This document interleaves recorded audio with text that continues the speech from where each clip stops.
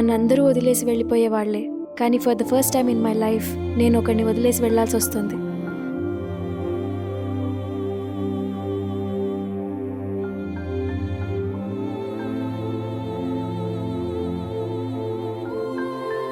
చిన్నప్పటి నుంచి ప్రేమ లేదు, పెద్దయ్యాక వస్తుందేమో అనే ఆశ ఉండేది. కానీ ఇప్పుడు ఆ ఆశకి లైఫ్ లేకుండా పోయింది.